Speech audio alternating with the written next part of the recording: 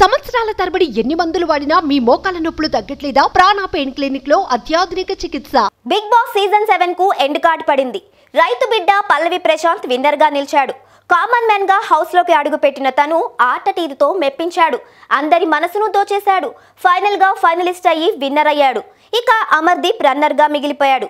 ఈ క్రమంలో ఫైనల్స్ కావటంతో అన్నపూర్ణ స్టూడియోస్ వద్ద ఫ్యాన్స్ రచ్చరచ్చ చేశారు. కారు అద్దాలు ధ్వంసం చేశారు. అంతేకాదు ఆర్టీసీ బస్ అద్దాలు కూడా పగలగొట్టారు.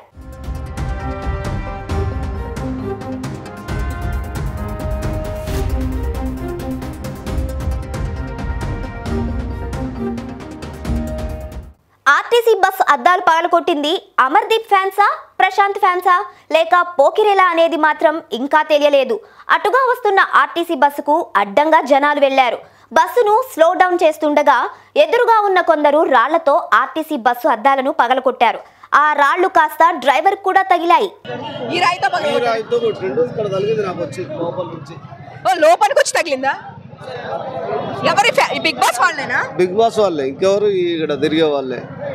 ఎందుకు ఎల్ల బస్సులు ఆపి పగలగొట్టారు? చాలా బల్ల కొట్టారు కదా, ఇంకా 3 బండ్లు బల్ల కొట్టారు. మొత్తం ఎన్ని బస్సులు పగలగొట్టారండి? 3 బస్సులు మేడం. ఎవరికైతే దెబ్బలు తగలం జరిగింది? దెబ్బలేదు దాకలే.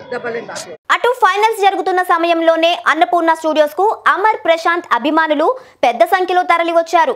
ప్రశాంత్ విజేత అని ప్రకటించగానే సంబరాలు చేసుకున్నారు. కొద్దిసేపటికే ప్రశాంత్, అమర్ అభిమానుల మధ్య మొదలైన వాగ్వాదం పరస్పర దాడులకు దారితీసింది. ఒకరినొకరు తోసుకుంటూ పిడిగుద్దులు గుద్దుకున్నారు. అటుగా వెళ్తున్న హెచ్సియు డిపోకు చెందిన సిటీ బస్సుపై దాడి చేసి అద్దాలు పగలగొట్టారు.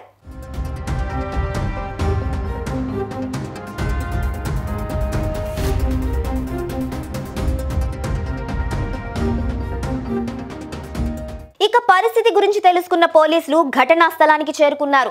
అక్కడి నుంచి అందరినీ పంపించేశారు. అద్దాలు ఎవరు పగలగొట్టారు అనే విషయంపై విచారణ జరుపుతున్నారు. పోలీసులు కనిపించలేదు. సీసీ కెమెరాలు ఉన్నాయి, చెక్ చేద్దాం ఆగమన్నారు. ఈ రూట్ మొత్తం ఇంకెన్ని బస్సులు ఉన్నాయి సార్? ఈ రూట్ లో బాగానే ఉన్నాయి మేడం. 20 బస్సు దాకా ఉన్నాయి. ఇప్పుడు మీరు ఏ డిపోకి వెళ్ళాలి? మేము హెచ్సియు డిపోకి వెళ్ళాలి.